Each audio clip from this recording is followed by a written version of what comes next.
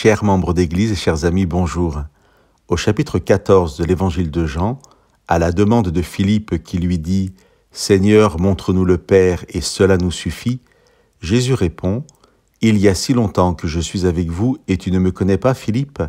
Celui qui m'a vu a vu le Père. » C'est le verset par excellence que nous pouvons citer lorsque nous voulons interpeller quelqu'un sur le fait que connaître Jésus permet de connaître Dieu. Et pourtant, l'expression pour se désigner que Jésus préfère n'est pas fils de Dieu, mais bien fils de l'homme. S'il est vrai qu'étudier la personne de Jésus dans les évangiles permet de mieux saisir Dieu, nous oublions parfois que les évangiles nous apprennent aussi ce que devrait être vraiment un homme, un être humain, à travers la personne de Jésus. Et à celui qui poserait la question, montre-nous ce qu'est la véritable humanité. Jésus pourrait répondre, celui qui m'a vu a vu l'homme.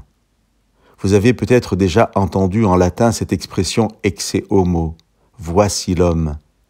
Phrase prononcée lors du procès de Jésus par Pilate, peut-être prophète sans le savoir.